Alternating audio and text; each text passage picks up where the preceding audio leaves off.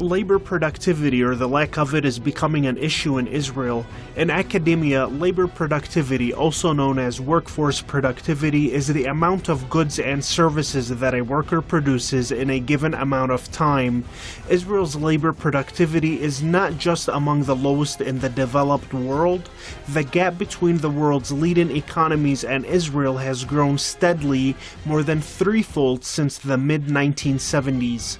Compared to the US, Israel's ally, there is a steep decline since 1970, and Israel's labor productivity sits at only 1.04% as of 2018. Low labor productivity results in low GDP per capita. Labor productivity is only 53% of the US level, down from 69% in the early 1990s. Labor productivity growth since 1990 has been lower in Israel than in other advanced economies, according to the International Monetary Fund. To further put this low productivity dilemma in perspective, in Israel, the average Israeli worker produces $42 an hour. Now compare that to the average American worker, which produces nearly three-quarters more, or $55.86 an hour. Everything the Israeli government does is focused on their military adventures. The money is coming in anyway in the form of US aid. So the Israeli government underestimates the urge to concentrate on the economy. They are neglecting their economy. And that's why Israel's productivity is so low, according to me. So why is Israel's productivity on a steep decline? A large and growing share of the population is receiving neither the tools nor the conditions to work in a globally competitive economy. The more skilled and educated Israelis are leaving abroad for better opportunities. Another issue is the growing rate of poverty. Already in 2017, about half of the population was so poor that it paid no income tax. More than 90% of income tax revenues came just from 20% of the population. Israeli society is an elite-based society, especially a political elite-based society affected by corruption and cronyism, but also atheism plays an important role here. I mean, the difference, the gap between the Arab population and the Jewish population. So this 20% of the population who pay all these taxes, they are the weakest people who cannot profit of this corrupt system. They have to pay what the 80% others don't pay. The 80% others are profiting from cronyism and corruption. They don't pay any taxes or very low taxes. This explains the huge gap in paying income tax.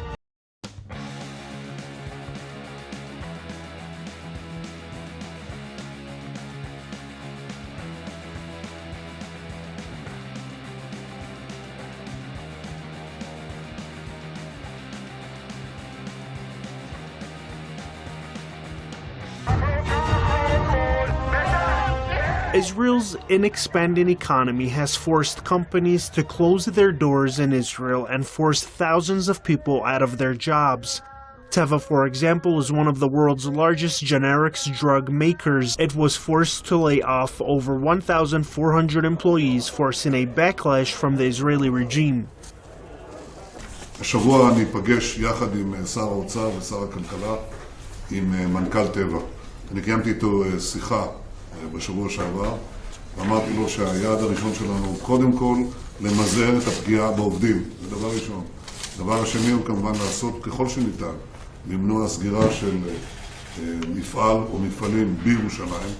והדבר השלישי הוא להבטיח שטבע תישאר במדינת ישראל, יש בה אלפי עובדים, אנחנו כמה כחברה ישראלית. Hundreds of thousands of workers went on strike across Israel in 2017, forcing the stock market and Tel Aviv's Ben Gurion airport to shut down. I understand when we come to the airport, the guide told us that it is any strike here and anything happened with people who work in pharmaceutical company, and we have to spend more than 5 hours. But we want to sleep, to eat, and go home, and it is really very difficult.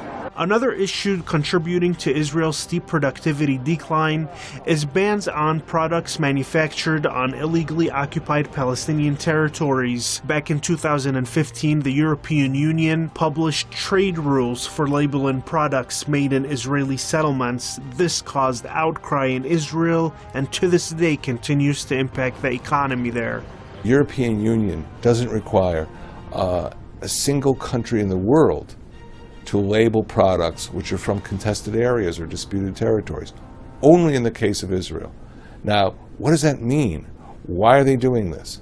And I think this is probably one of the most disturbing aspects of this for the Israeli populace. Not only the Israeli economy, but the Israeli society has to open up.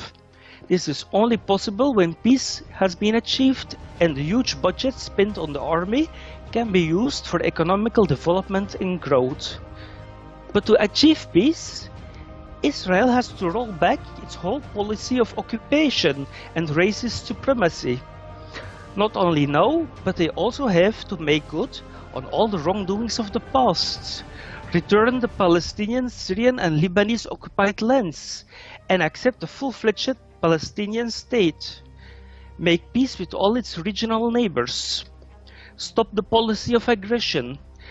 When that has been achieved, Israel can concentrate on its economy and economical prosperity. Are they willing to do so? That's the open question. Till now, we haven't seen any movement in that direction, but let's hope for the future, before it's too late. Due to the continued neglect of Israel's basic infrastructure needs, the low productivity problem will continue. Take the issue of congestion in Israel. Israel's roads in the 1970s were identically empty to the average cars on the road to small European countries. But nowadays, road congestion in Israel has risen exponentially to 3 times the average of the small European countries. This despite the fact there are 40% fewer vehicles per capita in Israel. Finally, Israel is an isolated country. This explains the high cost of living, the high rate of poverty, the sluggish rise in wages, deficiencies in construction materials, the shortage of housing, the oppressive bureaucracy, the amateurish of skilled workers, and the poor level of services.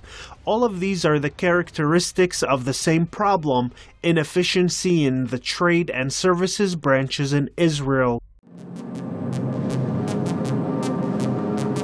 The high cost of living in Israel has caused many difficulties for the ordinary people, especially the working class people.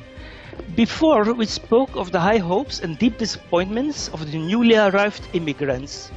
Once these people arrive in Israel and they are not part of the elitist layer of society, they face the reality that the high cost of living in Israel doesn't match at all with their incomes, even if they have a job. For the jobless, obviously, life is even much harder. The feeling of disappointment is harsh and can lead to psychological problems as, for example, depression, alcoholism, drug use, and other psychological problems. According to the CIEC data, Israel's labor force participation rate dropped to 64.11% of the population in February 2019. The same source also noted that the average hours put in by employees per week dropped to 33 hours from 36 hours before. Furthermore, business confidence growth dropped down to 3.2% from 3.6% as of March 2019. As Israel's productivity continues to decline, the hardships of living in Israel, especially for skilled younger generations, is ever so a challenge. The implications for businesses and industry in general means no growth, but a future of economic decline.